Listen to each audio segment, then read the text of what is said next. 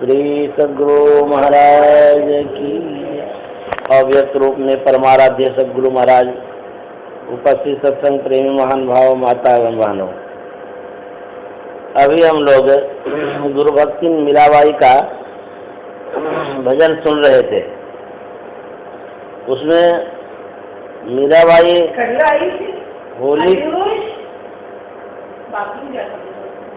होली के विषय में मीराबाई कहती है, हम लोग जो होली मनाते हैं बाहर में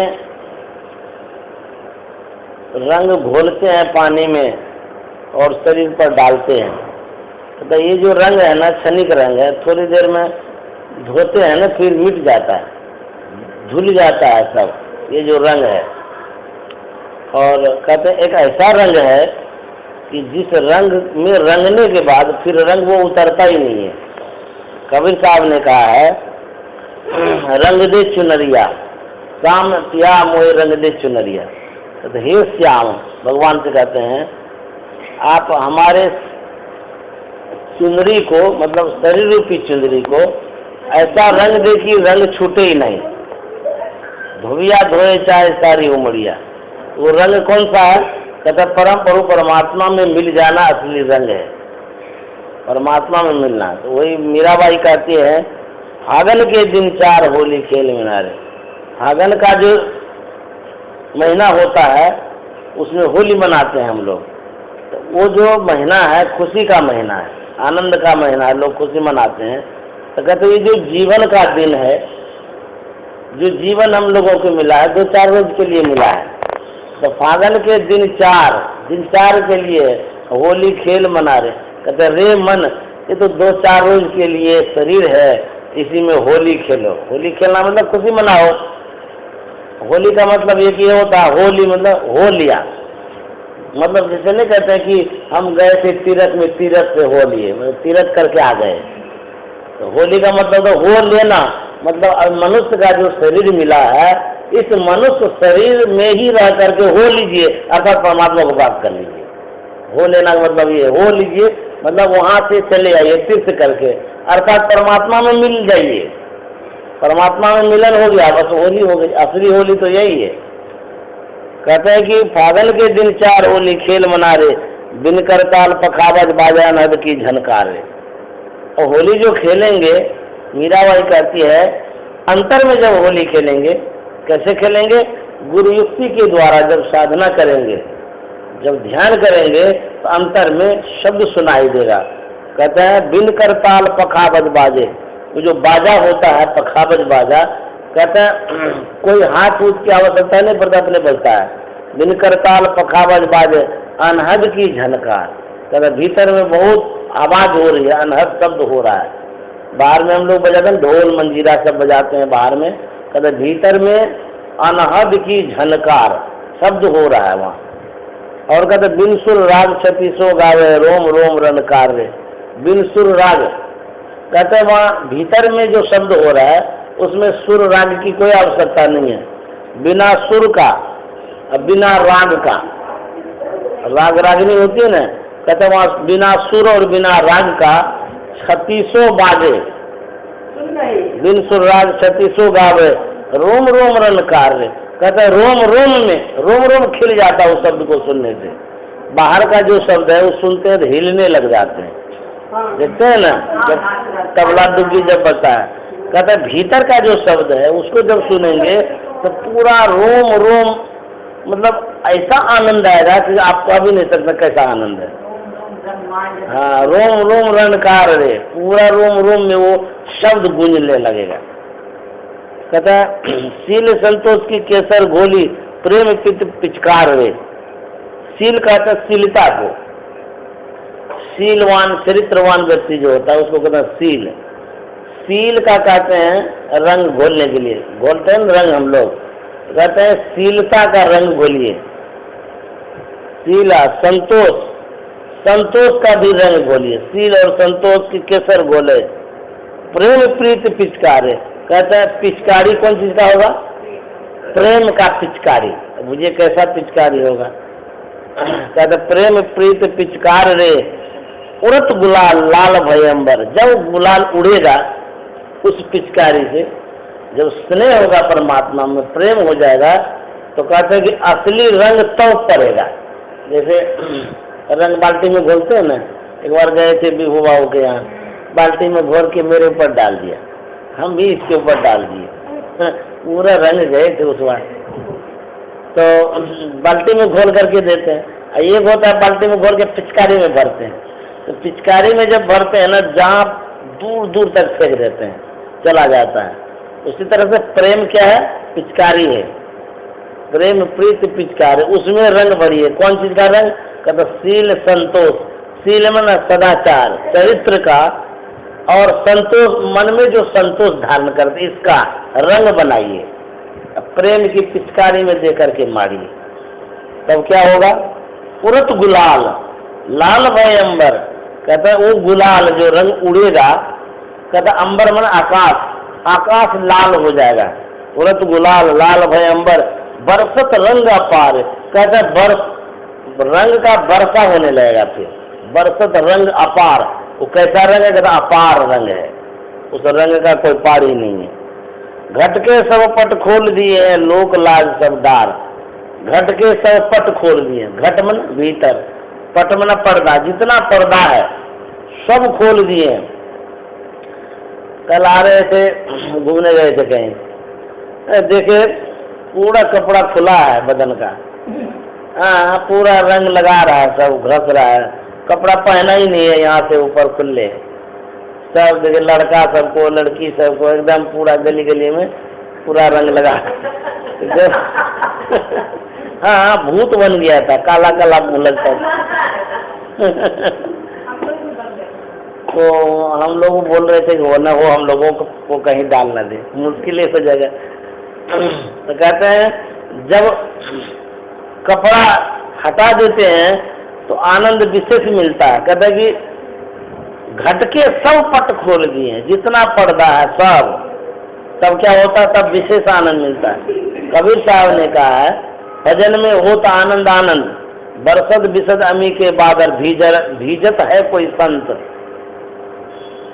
वर्षा जब होती है उसमें किसको विशेष आनंद मिलता है?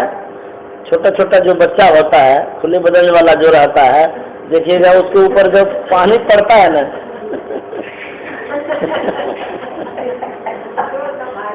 तब जाकर के एकदम आनंद आता है, बहुत मजा, क्योंकि डायरेक्ट पानी उसके शरीर पर पड़ता है, शरीर पर जो पड़ता है ना तो खुले बदन रहता है, उसको बूंद का बरसात का आनंद मिलता है उसको।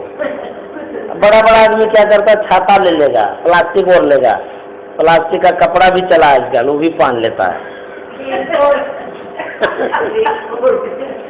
पेन कोड, रेन कोड, वही तो कहते हैं। अब उसको क्या बूंद का प्रभाव पड़ेगा? वो तो बूंद पड़ता है कपड़ा पर या छाता पर पड़ा, तो बूंद पड़ा नहीं डायरेक्ट, इसीलिए उसको आनंद नहीं आता है। तो संत महात्मा को आनंद क्यों आता है? कहते संत महात्मा को इसलिए आनंद आता है, जितना आवरण है वो आवरण से दूर रहते हैं, सब कपड़ा खोल दिए, मतलब जितना स्थूल सूक्ष्म कारण महाकारण, जितना स्थूल ये सब शरीर जितना है ये सब कपड़ा है, कहते सब खोल दिए, तब जो शब्द का वर्षा होता है, तब कहते भजन में होता आनंद आनंद। बरसत बिसद अमी के बादल, भीजत है कोई संत, कहता वर्षा में कौन भीजता है? कहता कोई संत भीजता है, सब नहीं भीजता है, भीजत है कोई संत जो विद्यते हृदय ग्रंथि छिद्यंते सर्व संशया क्षीयंते चास्य कर्माणि तस्मिन् दृष्टे परावरे। कहते कौन भीजते हैं? कहते परे से परे परम परमात्मा को जो प्राप्त किए हुए संत होते हैं वही भीजते हैं, और उसको आनंद आता है। जो भीजता है, जिनका शरीर भीजता है उसको आनंद आता है। बड़ा बड़ा आदमी क्या कहेगा? हमको तो सर्दी लग जाएगी। बच्चा सब कितना आनंद से नहाता है, उसको सर्दी का ही नहीं लगेगी, सर्दी भाग जाती है। तो भीजत है कोई संत, भजन में होता आनंद आनंद। हम लोग एक कपड़ा नहीं पहने हैं, एक कपड़ा पहने, ये तो ऊपर का कपड़ा है। जाड़ा में देखेगा एक एक आदमी को 3-3 4-4 कपड़ा पहनता है, 5-5 गो एकदम पहन लेता है, सूटर पर सूटर, उस पर भी सूटर, उस पर भी कपड़ा तो कहते हैं अब देखिए कितना कपड़ा पहनता है, एक तो स्थूल कपड़ा है, सूक्ष्म कपड़ा है, कारण है, माँ कारण है, कैवल्य 5-5 तो भीतर में है, अब 5 ऊपर में चढ़ा लिया तो 10 हो गया। अब 10 कपड़ा के भीतर में जो रहेगा वो कैसे भगवान को प्राप्त करेगा? कहते हैं हस हस कंत न पाया जिन पाया तिन रोए, समझे? कहते हैं स्थूल जो आवरण है इसको हटाइए, सूक्ष्म को हटाइए, कारण को, ये सब जब हटेगा तब जाकर परमात्मा से मिलन होगा। इसको हटाने के लिए ध्यान करने की आवश्यकता है, ध्यान करेंगे तब जाकर के ये सब आवरण हटेगा। गुरु महाराज ने कहा घटतम प्रकाश शब्द पटत्र जीव पर है छा रहे, कर दृष्टि अनुध्वनि योग साधन ये हटाना चाहिए। इनके हटे माया हटेगी, प्रभु से होगी एकता, फिर द्वैतता नहीं कुछ रहेगी, असमनन दृढ़ चाहिए। कहते जब ये हट जाएगा ना तो माया हटेगी, जब तक ये नहीं हटेगा तो माया नहीं हटेगी। माया का रूप जानते कितना है? कबीर साहब ने कहा है देख माया का रूप तिमिर आगे फिरे, तिमिर में ना अंधकार, आंख बंद करते हैं अंधकार मालूम पड़ता है ना, कहते हैं माया का साक्षात रूप ये है, पूर्ण रूप, आंख बंद की अंधकार मालूम पड़ा, ये है माया। उसके बाद कहते हैं जितना जो कुछ देखते हैं सब माया ही माया है, गो गोचर जाए लगी मन जाए सो सब माया जानो भाई, सब माया ही माया है। ये तो बाहर का माया है, फिर भीतर में भी माया है, अंदर में जो कुछ देखते हैं वो भी माया है, समझे? भीतर में जो देख रहे हैं अंदर में प्रकाश हो रहा है वही माया है, शब्द जो है वो भी माया है। सबसे जब परे हो जाएंगे तब माया से छूट जाएंगे। तो बाहर के माया से तो पहले छूटते नहीं, भीतर के माया से कैसे छूटेंगे? तो पहले बाहर जो माया है उस माया से तो भीतर प्रवेश करिए। गुरु महाराज कहते हैं इसके लिए लड़ना होगा, समझे? माया से छूटने के लिए गुरु महाराज कहते हैं लड़ना होगा, जब तक लड़ेंगे नहीं तब तक माया से छूटेंगे नहीं। कहता आओ वीरो मर्द बनो अब जेल तुम्हें तगना होगा, मन निग्रह के समर क्षेत्र में सन्मुख फिर डटना होगा। कहाँ लड़ना होगा? कहाँ पर लड़ाई का मैदान है? मन निग्रह के समर क्षेत्र में। समर क्षेत्र का मतलब होता है लड़ाई का मैदान, समर मन लड़ाई, क्षेत्र मन मैदान। लड़ाई का जो मैदान है कहाँ पर है? कहते मन निग्रह के समर क्षेत्र। मन का जब निग्रह करते हैं, मन को जब समेटते हैं तो मन भागता है, लाते हैं लक्ष्य के पास फिर भाग जाता है। तो कहते हैं ये जो मन को लाते हैं जो भागता है, खिंचातानी हो रहा है ना, यही लड़ाई का मैदान है। मन निग्रह के समर क्षेत्र में कहते सन्मुख फिर डटना होगा, आड़ पाड़ की लड़ाई लड़नी पड़ेगी मन से, ऐसे नहीं होगा। मन कहता रसगुल्ला खाओ तो खा लो, ये लड़ाई थोड़े है, ये तो सपोर्ट करना हुआ।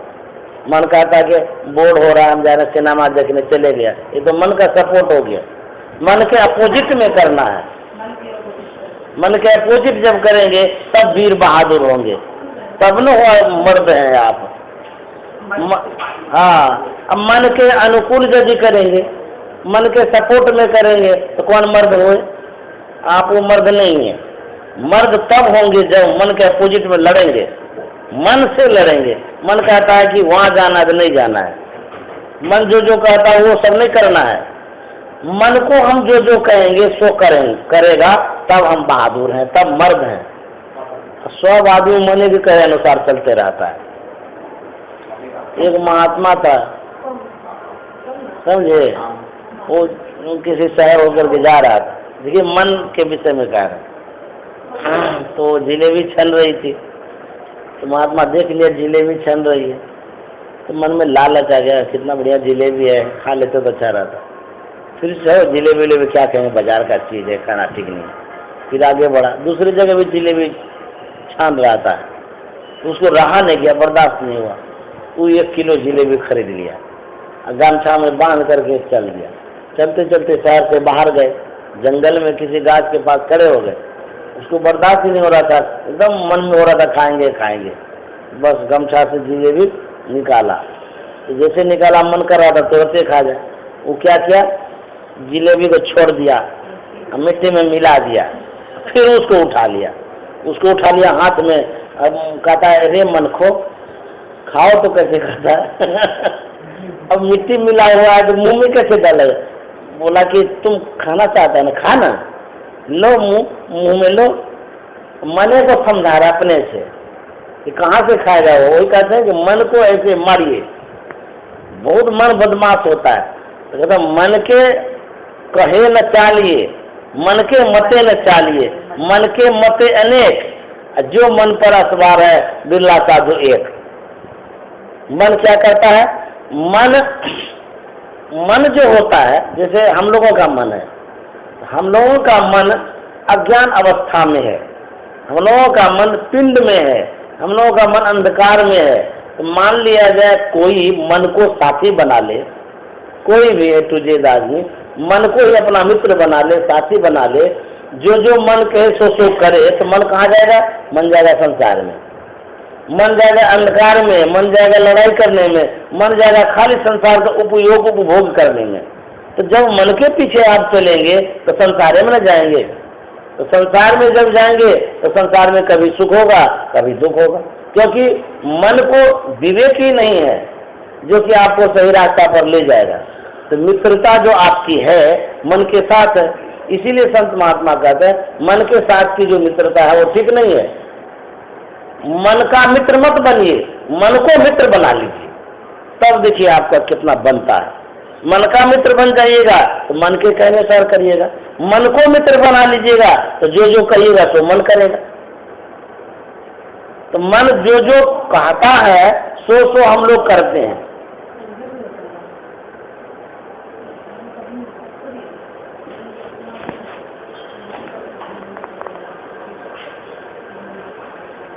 आइए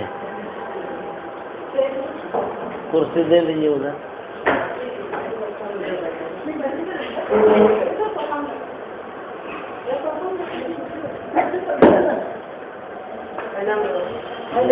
देखो कोई बात नहीं, जवान आदमी को चोट लगता है ना तो बहुत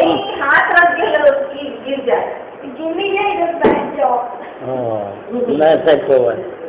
श्री सदगुरु महाराज की जय। गुरु महाराज कहते हैं आओ वीरो मर्द बनो, अब जेल तुम्हें तजना होगा, मन निग्रह के समर क्षेत्र में सन्मुख फिर डटना होगा। तो मर्द बनने के लिए क्यों कहते हैं? अच्छा, मर्द बनने के लिए सिर्फ मर्द को कह रहे हैं कि सबको कह रहे हैं?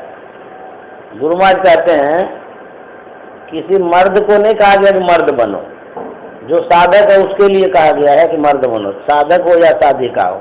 कहते हैं आओ वीरो मर्द बनो, मर्द बनो साहसी बनो,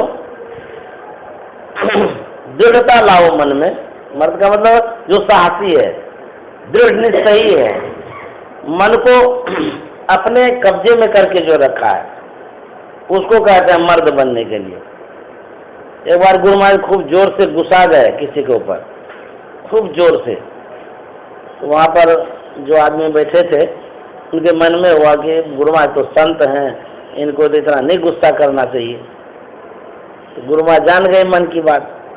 गुरु महाराज कहते हैं अरे हमारा जो गुस्सा होता है, जैसे बैल को नाच करके डोरी लगा के रखते हैं ना, तो जिधर खींचना चाहते उधर खींचेगा, नहीं नाक में रस्सा लगाते हैं, उसमें रस्सा लगा के रखता है, जिधर खींचता है ना उधर जाता है बैल। हमारा जो क्रोध है नथे हुए बैल के समान है, जिधर हम कहते जाने उधर जाएगा, और जहाँ तक जाने कहेंगे। क्रोध जो उत्पन्न होता है उसको हम छोड़ते तो हैं, लेकिन रास्ता का डोर हाथ में रखते हैं। हमारा जो क्रोध होता है जाता तो है, लेकिन वो नाश करके जो हम रखे हैं खींच भी लेते हैं। और तुम लोगों का जो क्रोध होता है ना, बिना नाथा हुआ बैल के समान, मतलब जहाँ जाना चाहेगा जाते रहे, खींचे नहीं सकेंगे।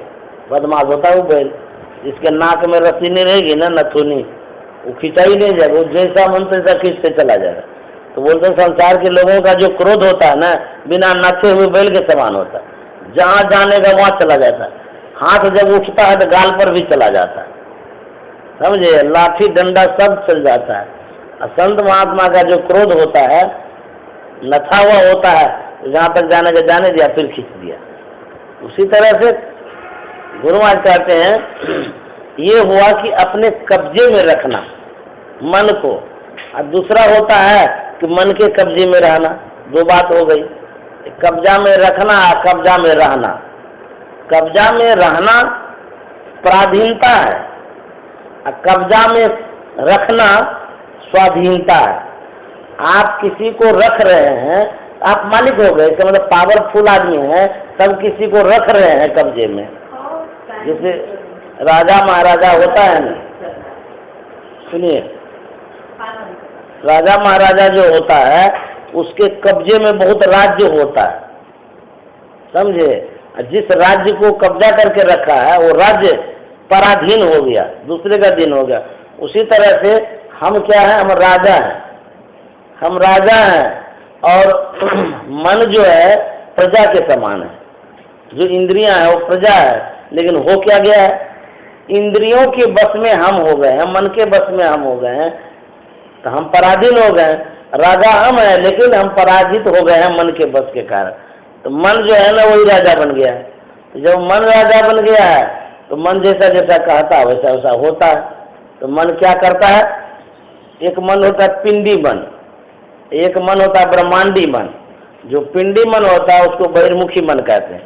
बहिर्मुखी मन होता है संसाराभिमुख, संसार के तरफ ले जाएगा, जाने जाने का वहाँ चला जाएगा, जिधर नहीं जाने का उधर जाएगा।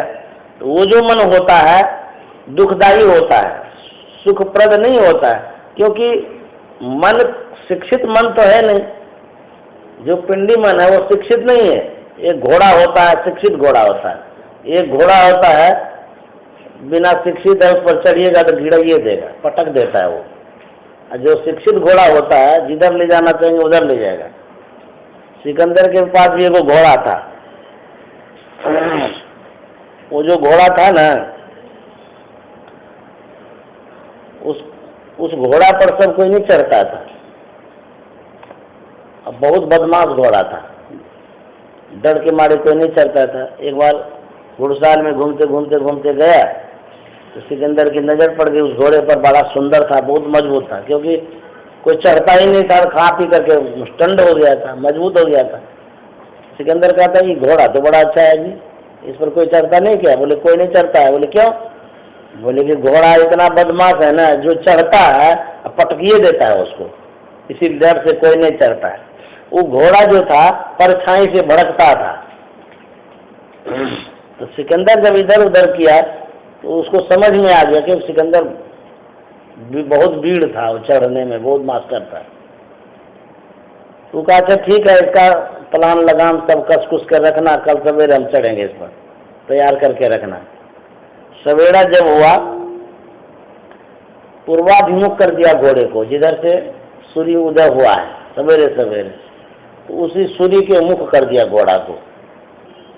सूर्य के मुख जब किया, खूब दौड़ाया, खूब दौड़ाया, दौड़ाते दौड़ाते दौड़ाते 12 बजे तक दौड़ाते ही रह गया। दौड़ते दौड़ते घोड़ा तो पस्त हो गया, एक बार भी नहीं पटका, क्योंकि परछाई से वो भड़कता था, परछाई तो मिला नहीं। वहाँ घोड़ा को बांध दिया, उसको भी खाने दे दिया, रेस्ट ले लिया। उसके बाद सब जब सूर्य इधर ढल गया पश्चिम तरफ, तो फिर घोड़े को पश्चिम मुँह कर दिया। खूब दौड़ाया, दौड़ाते दौड़ाते दौड़ाते फिर ले आया घर। एक बार भी नहीं पटका। पटकता क्यों था? लोग जब चढ़ता था, जैसे पूरब में सूर्य उदय है तो मान लिया जाए पश्चिम मुँह करिएगा घोड़ा को, तो परछाई तो आगे चली जाएगी ना। तो घोड़े की परछाई चली जाती तो आगे में तो परछाई को देके बढ़ जाता था। सिकंदर बहुत बुद्धिमान था, उस वजह से परछाई से भड़कता है, इसको पूरब मुँह करेंगे तब अब छाई जो है पश्चिम आ जाएगी, तो इसको पता भी नहीं चलेगा, पीछे तरफ छाई हो जाएगी। अब फिर शाम को क्या क्या इस मुँह कर दिया तो छाई थी, फिर पीछे चली गई। तो हुजूर कहते थे सिकंदर का घोड़ा छाया दे करके भड़कता था, तो कहते हैं हम लोगों का मन रूपी घोड़ा माया दे के भड़कता है। तो कहते करेंगे क्या? तो कहते सिकंदर का घोड़ा जब पूर्वाभिमुख हुआ, प्रकाश की तरफ जब हुआ, तो छाया चला गया पीछे, तो भड़का नहीं। उसी तरह से हम लोगों का मन रूपी जो घोड़ा है, इसको जब प्रकाश के तरफ करेंगे तो माया क्या हो जाएगी, पीछे हो जाएगी, भड़केगा नहीं। फिर घोड़ा पर सवार होकर के खूब आनंद लीजिए। गुरु महाराज ने लिखा है, तम फटे ज्योति भरे आकाश का तू सैर कर, शब्द अनहद सार में मिल लहले सतपद को सही, सुखमन के जीना नाल से अमृत की धारा बही रहे। तम फटे, तम मना अंधकार, अंधकार जब फट जाएगा, ज्योति भरे मतलब प्रकाश भरा हुआ आकाश मिलेगा। आकाश का तू सैर कर, कहता तब सैर करिए। सैर करने के लिए हम लोग कहाँ जाते हैं? सैर करने के लिए जाते हैं कहाँ? बगीचा में कहाँ घूमते रहते हैं। कहते वो सैर क्या सैर है? और सैर तो कहता आकाश में, कहता सैर करिए। कहाँ? प्रकाश में। आकाश का तू सैर कर। वहां जब सैर करेंगे वहां कोई गाड़ी घोड़ा कुछ नहीं है, तब मन जो है कि मानेगा। मन अंधकार में रहने के कारण पटकता है हम लोगों को। जब प्रकाश में जाएगा तो सब पटकेगा नहीं, मन ही पटका जाएगा। संत कबीर साहब ने कहा है, मन नहीं मानत नहीं मन मोरा साधो, मानत नहीं मन मोरा रे। बार बार मैं कहीं समझावा जग में जीवन थोड़ा रे। मन मानता नहीं है, बार बार इनको समझाते हैं, परहेज कराते हैं, लेकिन फिर भी नहीं मानता है। मन नहीं पकड़ा जाए बहादुर जवान है, करत रहे खुरखुंद बड़ा शैतान। सबका अपना अपना मन है। अच्छा, मन को देखे कोई नहीं आज तक देखे हैं? देखे नहीं है, ऐसा बदमाश है। क्यों किसी का नाम भी हो सकता है? मन, मनोज नाम होता है, मन नाम नहीं होता। मन खाली नहीं होगा, मनोज होगा, मानिक होगा, मनन होगा, मान्या होगा, लेकिन मन नाम शायद नहीं है किसी। तो ये नहीं पता था कि मन हम लोग का ही मन होता है। बोलता मन कहाँ मिलेगा? हाँ, जिस मन को कहता है ना कि वही है। हाँ, वही मैं इसको समझाया। जैसे आप बताना चालू कि मन के बारे में, तो मन कहाँ मिलेगा? मन नहीं लग रहा है, पूरा बोर हो रहा हूँ, मन नहीं लग रहा है, खाने का मन है, वही है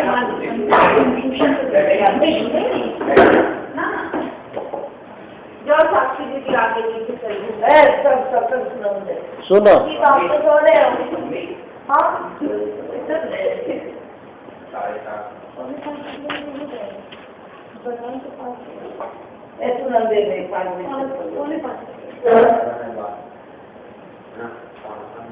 सुनिए, कहते हैं मन, सुनो, मन दिखता नहीं है, कहीं नहीं दिख रहा है, कहाँ है, नहीं है, कैसा है, आज तक कोई नहीं देखा है, लेकिन सब काम वही करता है। जितना खुराफात का जड़ है वही है, मन है। छिपा रहता है, कहाँ रहता है पता नहीं, प्रकट नहीं होता है। यदि सामने में आ जाए तो उसको तो मार मार करके सीधा कर देंगे। आता नहीं है सामने में, छिप करके रहता है और पूरा राज्य करता है। कहाँ रहता है शरीर में मन? पूरा राज्य करता है वो। मालिक हम है, मालिक वो बन गया है। बोले ना मन तो बतो पिसर देना। मन कहाँ रहता है? दृष्टि के साथ। मन जहाँ दृष्टि रहती है वही मन रहता है। मन और दृष्टि दोनों एक ही है। जो दृष्टि है, देखने की शक्ति को कहते हैं दृष्टि। हम आपको देख रहे हैं, और जो नहीं देख सकता बाबा उसको, और जो नहीं देख सकता, जो नहीं देख सकता है, तो देखते कौन चीज से, पहले ये बताइए। नहीं, इस आँख से नहीं देखते हैं, इससे देखते नहीं, इसमें देखने के कुछ नहीं है। जैसे बल्ब है ना, बल्ब एक खोल है, उसमें कहीं से पावर आ रहा है, उसमें ये आँख जो है ये माध्यम है देखने का, लेकिन जो शक्ति है देखने की शक्ति को दृष्टि कहते हैं। दृष्टि में आँख, हम लोग इसको आँख कहते हैं ना, संत महात्मा कहते हैं ये आँख नहीं है। देखने की शक्ति को आँख कहते हैं। जो देखने की शक्ति है वो दिखता नहीं है, कोई नहीं देख पाते हैं। जैसे इसकी रेशा निकलती है आँख से, देखते जो हम आपको, ये जो धारा निकलती है इतनी सूक्ष्म धारा है, इतनी सूक्ष्म है, वो इस आँख से नहीं दिखती है। तो वो जो देखने की शक्ति है वही है दृष्टि। जैसी दृष्टि है समझिए वैसा ही मन है। मन और दृष्टि दोनों का संबंध है। जहाँ मन जाता है वहीं दृष्टि जाती है, जहाँ दृष्टि जाती है वहीं मन जाता है। जैसे जब हम लोग देखते हैं किसी भी चीज को, चाहे बाजार चले जाइए, सुंदर सुंदर वस्त्र देखने लगिए, तो जब देखते हैं तो मन वहाँ रहता है तब तो देखते हैं। यदि मन वहाँ नहीं रहे, इससे देखते हुए भी नहीं देख पाइएगा, ऐसा भी होता है। देखिए कोई आदमी 1000 को साड़ी यहाँ दे दिया सामने में, अब उसका ख्याल कहीं घर पर चला गया एकदम एकाएक, तो कुछ देर में कहेगा कौन कौन साड़ी निकाले देखे नहीं, बोले आपके सामने में रखा हुआ देखे नहीं, तो ख्याल उसका कहीं और चला गया। यही बात हुई थी शारदा माता के साथ। रामकृष्ण परमहंस बैठे हुए थे, उन्होंने कहा कि हमको एगो भजन सुना दीजिए। तो रामकृष्ण परमहंस भजन गाने लगे, तो भजन गाने लगा और मन है, मन तो कहीं से कहीं चला जाएगा ख्याल, तो वो उनका मन चला गया बाजार में घोड़ा खरीदने के लिए। हाँ हाँ, शारदा माता ही थी, वो वही बोली भजन सुनाने के लिए, ख्याल चला गया घोड़ा खरीदने में। रामकृष्ण परमहंस ये तमाशा लगा दिया, बोला हमको बोली भजन गाने लिए, तू बाजार में घोड़ा खरीद रही है। तब उसको होश आया, अरे देखिए ख्याल कहाँ कहाँ चला जाता। तो वो तो लगाने वाले कोई संत थे, हम देखेंगे आपके मन के तब, हम तो जानते नहीं आपका मन रसगुल्ला खाने जा रहा है कि कोई बाजार घूमने जा रहा है, हम कहाँ जानते हैं। ये तो सुनी सुनाई बात कहते हैं। यदि हम जान जाएंगे तो तमाशा तो लगेगा, तो कहीं भाग न जाइएगा उस समय। जल्दी करिए, तमाशे लगाइएगा, डरेगा भाग। गुरु महाराज बोले हमारे पास जो आदमी आता है, बड़े सरकार बोले थे, ऐसा ऐसा विचार लेकर के आता है, यदि उनके मन की बातों को मैं कह दूं तो शायद वो दोबारा मेरे पास नहीं आएगा। अब क्या क्या विचार लेकर आता तो गुरु महाराज जानते होंगे। अब कुछ भी विचार उठ जाता है ना, मन है, कुछ भी उठ जाता है, कुछ भी सोच लेता है मन। तो कहते जो मन सोचता है वो सोचता कब है?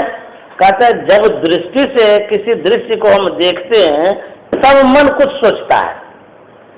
हम कहते हैं कि जब होश आया आपको, यदि आंख बंद रहे, कोई जन्मांध होता है, उनकी जो सोच होती है हम लोगों से कम होगी, क्योंकि वो दृश्य उतना दृश्य नहीं देखता है। जो जितना दृश्य देखता है वो उतने सोचता है और उतने पकड़ नहीं जाता है संसार में। जैसे कि मान लिया आप एक माहौल देखे हैं जहाँ सब सामान खरीदते हैं, बाबा उसको माहौल नहीं बोलते, मॉल बोलते हैं। माहौल, तो माहौल में क्या होता है? माहौल तो ये है माहौल। हाँ, तो वहाँ भी वही होता है, वो माहौल है, वहाँ भी ढेर आदमी जुड़ता है। माहौल ये हो गया। तो वहाँ जब जाते हैं, मान लीजिए एक मॉल में गए आप, एक मॉल है रिलायंस वाला, और तब कौन? वोडाफोन वाला, आइडिया वाला है। मेरा मन नींबू में चला गया।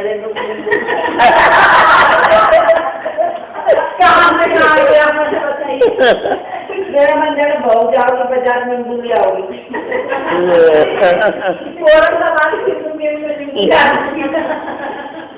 देखिए कितना रिलेटेड रहता है। कितना कारण बोलिए, भाई मैंने कल नींबू खुआया था, वो छिलका जैसा लगेगा, बोला माँ आपने भी जो खा रहा है देखे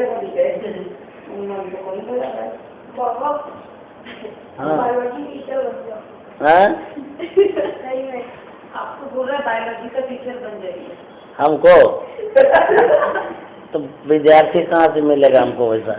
आपका टीचर। अरे हम सत्संग के टीचर हैं तो 2-4 को मिलता है, कहीं बायोलॉजी का बन जाएंगे तो 1 को मिलेगा कि नहीं मिलेगा? क्योंकि बायोलॉजी वाला खोजना पड़ेगा आपको, कहाँ बच्चा है नहीं है। एक बच्चा तो सामने बैठा। ये तो गुरु महाराज कितना कितना विद्यार्थी बना दिए हैं, तो जो पढ़ने के लिए आ जाता है। तुम पढ़ेगा क्या बायोलॉजी? तो समझ लेते। बायोलॉजी में क्या होता है? अच्छा ये आँख बतानी चालू की ना, आँख दृष्टि, तो ह्यूमन बॉडी पढ़ा होगा आपने।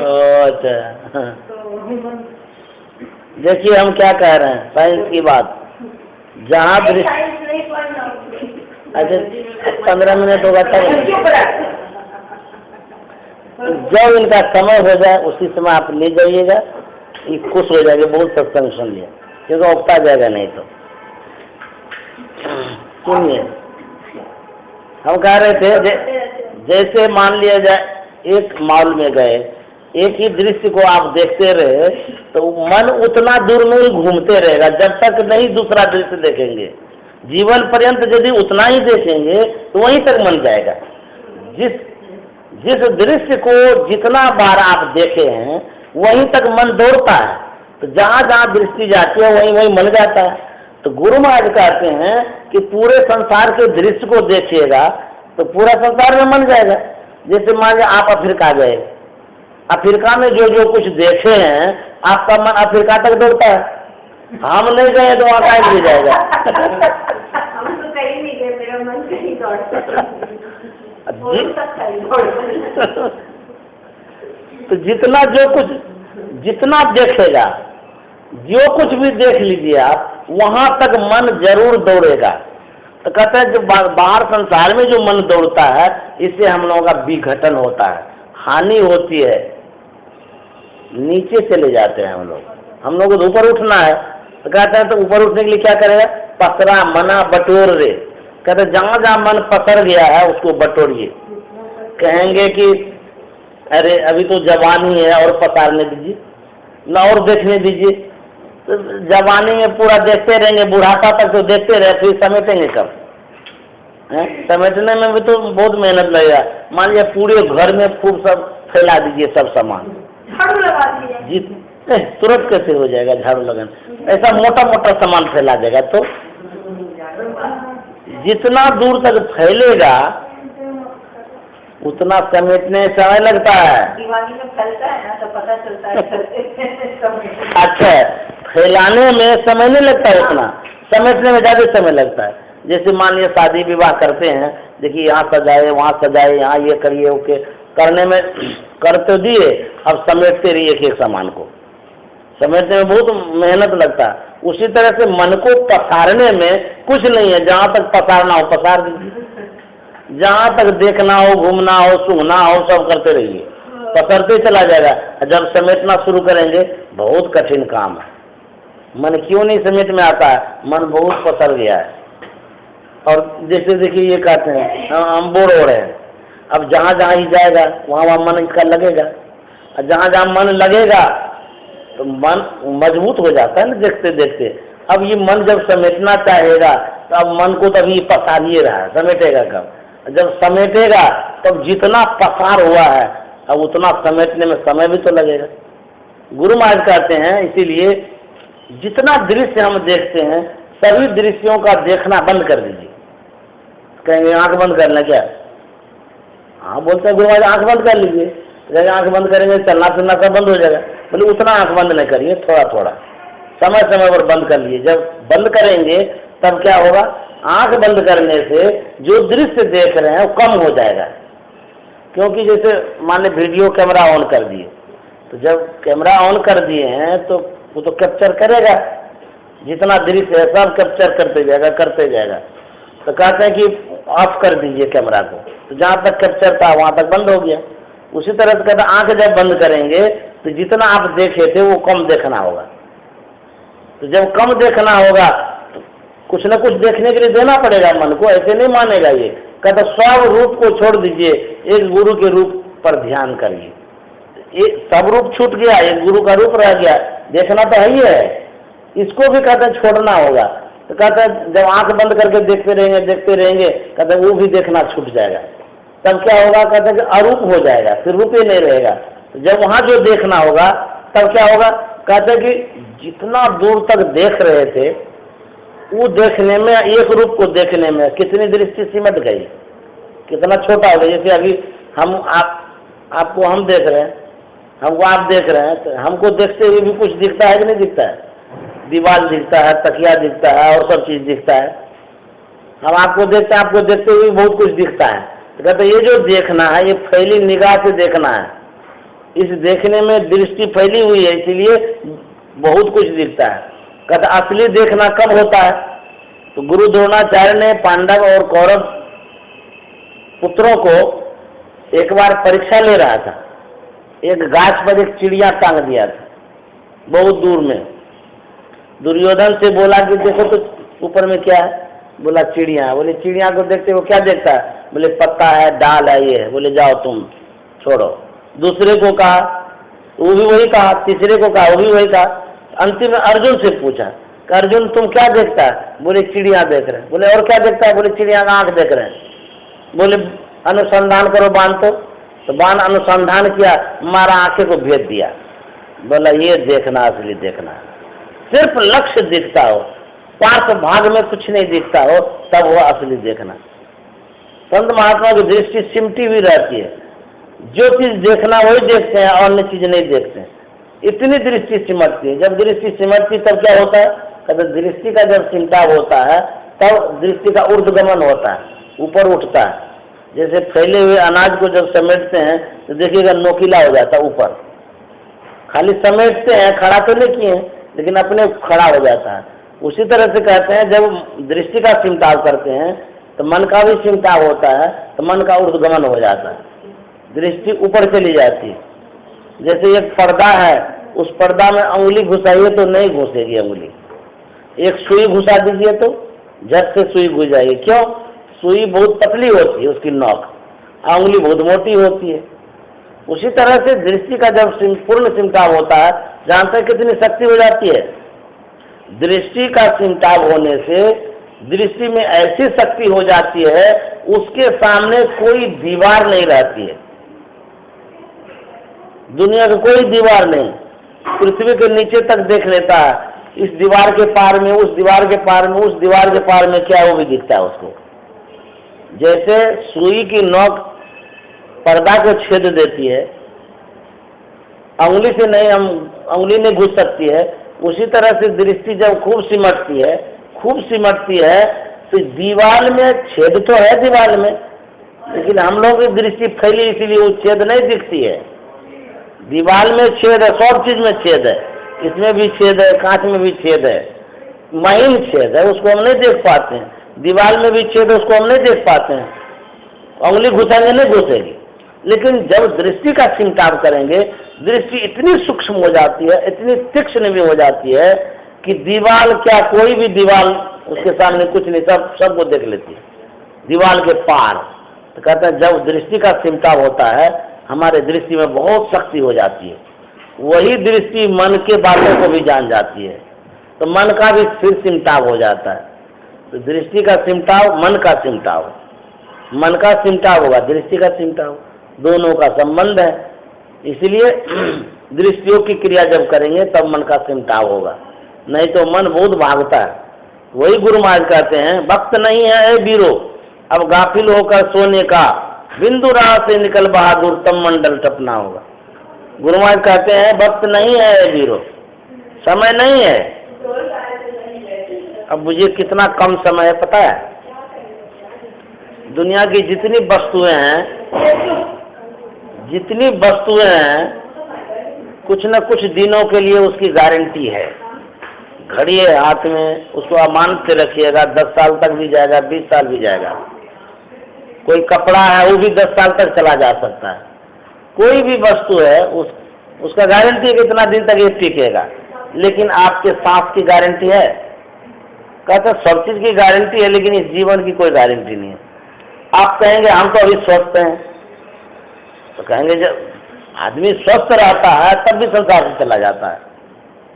कहेंगे 100 साल तक जिएंगे, यदि 100 साल तक ही जीना होता तो बच्चा क्यों मरता, उसके बाद का क्यों मर जाता है जवान आदमी?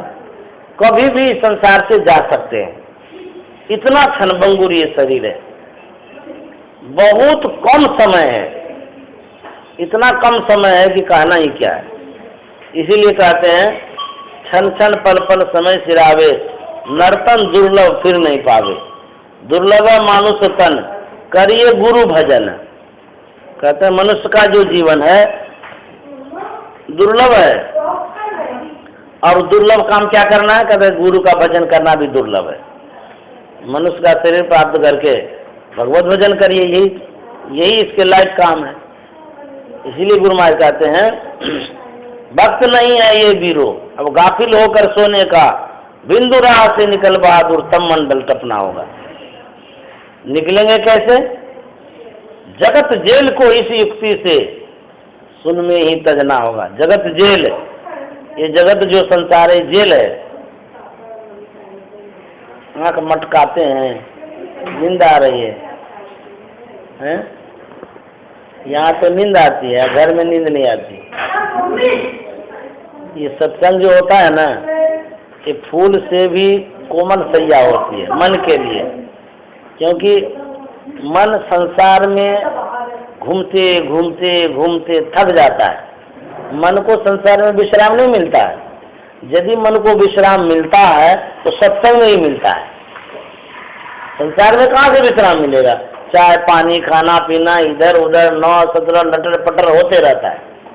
होते होते होते बेचारा थकते रहता है, थकते थकते भी थकाते रहते हैं, उसको छोड़ते ही नहीं है।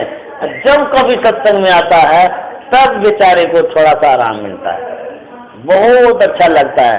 संसार में थक जाता है, परमार्थ की तरफ आता है, थोड़ा आराम मिलता है। यहाँ आता है तो सो जाता है, इतना बदमाश है। जब सो जाता है तो फिर तो जो काम होना चाहिए सो होगा नहीं, सोने से क्या होगा?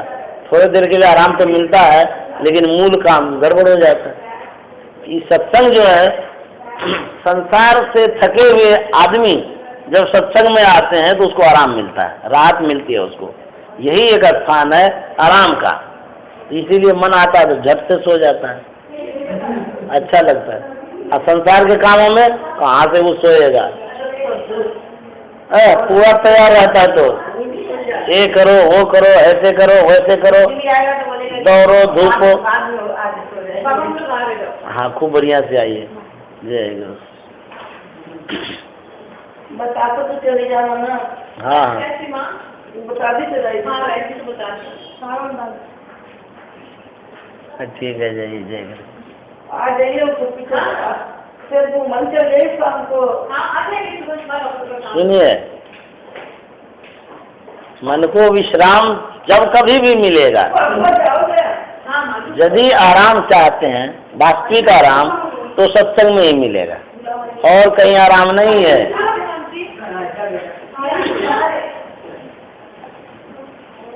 कहते हैं बिंदु राह से निकल बहादुर तब मंडल टपना होगा।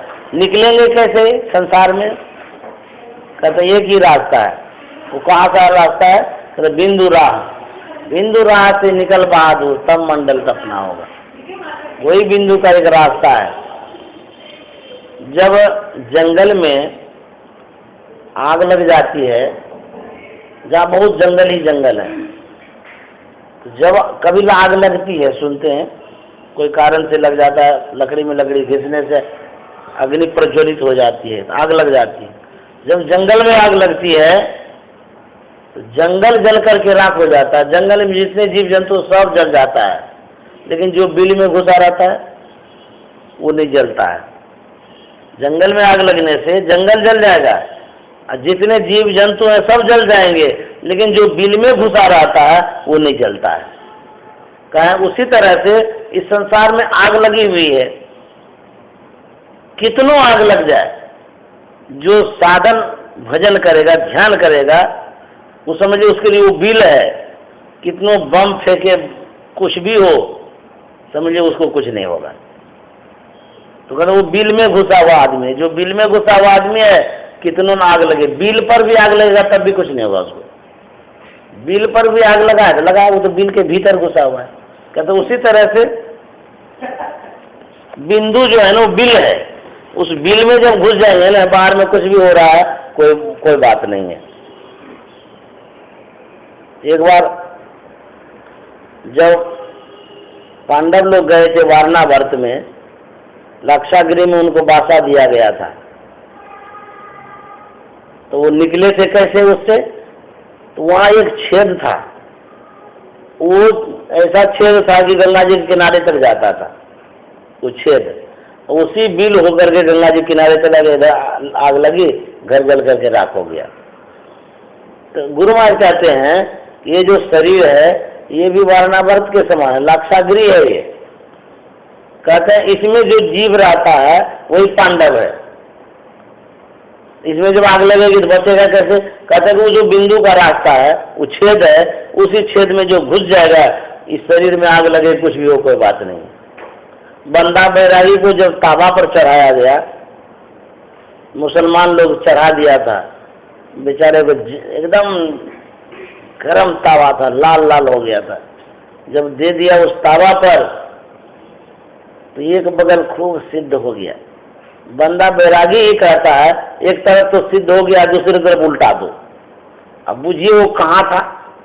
वो शरीर में नहीं था, शरीर से अपने को समेट लिया था। जैसे रात में जब सोते हैं तो सोने से क्या होता है, चेतना सिमट जाती है। सिमटने से क्या होता है, जैसे माने पैर को कोई छुएगा तो आपको पता नहीं चलेगा कि कोई छू रहा है। मुंह में यदि मिश्री भी देगा तो मीठापन नहीं महसूस होगा। कोई भी छुएगा सोए हुए में तो पता नहीं चलेगा। पता कब चलता है? जब हम सचेत होते हैं। हमारी जो चेतना जब पूरे शरीर में फैलती है तब पता चलता है। उसी तरह से संत महात्मा क्या करते हैं, ये जो चेतना है इसी को समेट लेते हैं। तो चेतना समेटने से क्या होता है, पैर भी काट देगा तो कोई फर्क नहीं पड़ेगा उसको, घाव भी है तो कोई बात नहीं है, वहां तक वो चेतना को जाने ही नहीं देता है। वही कहते ये जो चेतना यही तो सब कुछ है, यही तो ख्याल है, यही सब चीज है। इसी का कहते सिमटाव करने के लिए यदि पूर्ण सिमटाव कर लेते हैं, इस शरीर में कुछ भी हो रहा है तो कोई फर्क नहीं पड़ेगा आपको। संसार में आग लगेगी तूफान रहे, कोई बात नहीं है। तो उसी को समेटने के लिए गुरु महाराज कहते हैं बिंदु रात से निकल बहादुर तब मंडल टपना होगा, अंधकार मंडल से टपना होगा। भगवान बुद्ध को पेचिस की बीमारी हो गई थी, उसी से वो मर गए। रामकृष्ण परमहंस को कैंसर की बीमारी हो गई थी, उसी से मर गए। लेकिन हाँ पेचिस, हाँ खराब हो गया था, उसी से वो शरीर छूटा उनका। तो रामकृष्ण परमहंस से बोले कि आप तो काली माँ के उपासक हैं, इतने बड़े उपासक हैं कि आप तो बात करते हैं काली माँ से कहीं क्यों नहीं कह देते हैं जो आपको कष्ट है दूर कर देंगे। माँ से कहेंगे तुरंत ऐसा हो जाएगा। बोला अच्छा, ये थोड़ा सा दुख के लिए माँ को हम कष्ट देंगे, इतना भोग क्यों नहीं लेंगे हम? तो दुख जो होता है सर्वसाधारण को होता है, संत को नहीं होता है। बोलेंगे कैसे? जैसे इथर सुंघा देने से, किसी को इथर सुंघा दीजिए, उसके हाथ में मारिए, पैर में मारिए, कुछ भी करिए, उसको चोटें नहीं लगेगा। मान लिया जाए हाथी के शरीर पर चींटी चढ़ करके कूदने लगे तो क्या हो जाएगा हाथी को? चींटी यदि हाथी के शरीर पर कूदने लगे तो क्या होगा हाथी को? कुछ होगा? कुछ भी नहीं होगा। उसी तरह से संत महात्मा क्या करते हैं, अपनी चेतना को समेट लेते हैं। शरीर में कुछ भी घाव है, कुछ भी है, दर्द नहीं मालूम होता है, ऐसे हो जाते हैं। जैसे शराब पी लेता है ना आदमी, उसको कोई दर्द मालूम उस समय नहीं होता है, मारते नहीं रहिए, नशा में चूड़ रहता है वो। उसी तरह से साधु महात्मा क्या करते हैं, अपनी चेतना को समेट लेते हैं। पैर में घाव रहे, पेट में दर्द रहे, कोई मालूम नहीं होता उसको। उसी तरह से कहते जो साधक साधना करेगा, जब उसका सिमटाव होगा, जिस मात्रा में सिमटाव होगा, कहते उसका दुख भी उस मात्रा में कम होते चला जाएगा, दूर होते चला जाएगा। इसलिए पूर्ण सिमटाव की ओर प्रस्थान करना चाहिए, गुरु महाराज ने कहा। अब तो हो गया 5, है ना? अब क्या होगा माता जी?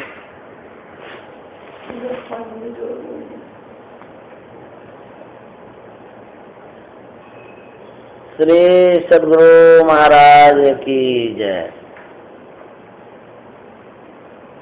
गुरु महाराज की ऐसी असीम अनुकंपा हुई, बिहार में संत मत का प्रचार हुआ। बिहार के लोग उतने शिक्षित नहीं जितने और प्रांत में हैं, लेकिन बिहार में जो ज्ञान गुरु महाराज ने दिया है वो ज्ञान अमेरिका में भी नहीं है। बिहार में जो कुदाल चलाते हैं, हल चलाते हैं, खुरपी चलाते हैं, वो जब बिंदु ध्यान विधि, नाद ध्यान विधि सरल सरल जग में प्रचारी गाते हैं, वहाँ अमेरिका में जाकर के पूछिए तो बिंदु ध्यान और नाद ध्यान क्या होता है, अमेरिका वाले को पता है?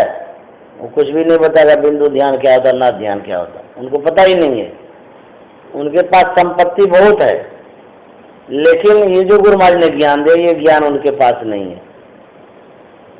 उनके पास भौतिक संपदा है, बिहार के लोगों के पास आध्यात्मिक संपदा है।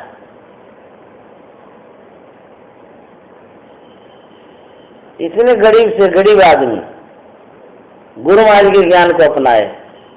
जब वहाँ धान लगाने के लिए जाता है, रोपा करने के लिए, तो महिलाएं सब संतवानी सब गाती हैं। बिहार में ऐसी सब सत्संगिनी सब है, बुझिए तो। संतवानी अमेरिका में, यूरोप में, ये सब में किसी को पता भी नहीं है क्या होता है। वही कहते हैं गुरु महाराज की बहुत बड़ी कृपा है जो कि हम लोगों को ये ज्ञान मिला है। इस संत मत का जो ज्ञान है, ये ज्ञान सबको नहीं है। बड़े बड़े संत जो कहलाने वाले हैं उसको भी नहीं है। ऐसा ज्ञान गुरु महाराज ने दिया है। इसलिए हम लोग बड़भागी भी हैं, गुरु महाराज ने कृपा करके ज्ञान वो दिया। गुरु महाराज जीवन पर्यंत इस ज्ञान के प्रचार प्रसार में लगे रहे। कितना कष्ट हुआ है उनको सो तो वही जानते हैं। प्रचार करने में बैलगाड़ी से जाते थे, माइक उस समय नहीं रहता था, ऐसे ही बोलते थे और खड़े खड़े बोलते रहते थे गुरु महाराज घंटों घंटा तक। जीव कल्याण के लिए वो ऐसा कर रहे थे। तो संतों ने जो उपकार किया है उस उपकार के प्रति उपकार हम लोग नहीं कर पाते हैं, तो करना क्या चाहिए? कहते संत महात्मा जो उपकार किए हैं उसके बदले उनके नाम को याद करना चाहिए, उनका गुणगान करना चाहिए। यही सबसे बड़ी देन होगी। संत महात्मा के ज्ञान का प्रचार प्रसार करना चाहिए, सबसे बड़ी सेवा है। उनका जो ज्ञान है पवित्र ज्ञान है, उन्होंने अपने जीवन को लगा दिया प्रचार प्रसार करने में। हम लोगों को क्या चाहिए कि उनका जो ज्ञान है उनके ज्ञान का प्रचार प्रसार हो। उनके ज्ञान का प्रचार प्रसार होगा तो सबसे बड़ी यही सेवा है। जब उनकी सेवा करेंगे तो वो खुश होंगे, तब आशीर्वाद मिलेगा। इसीलिए संत मत का जो ज्ञान है, जिस समय दीक्षा लेते हैं उसी समय प्रतिज्ञा कराई जाती है कि हम तन मन धन वचन से संत मत की सेवा में मददगार रहेंगे। याद है? ऐसा सुने होंगे, दीक्षा के समय प्रतिज्ञा कराई गई थी कि तन मन धन वचन से संत मत की सेवा में हमेशा मददगार रहेंगे। संत मत की सेवा गुरु महाराज की सेवा है। गुरु महाराज का जो ज्ञान है उस ज्ञान का प्रचार करना है। ये पवित्र काम है। दुनिया में जितना पवित्र काम है सब पवित्र कामों से बढ़कर के संत के विचारों का प्रचार करना पवित्र काम है। अरे उनके ज्ञान का प्रचार करना साधारण बात है।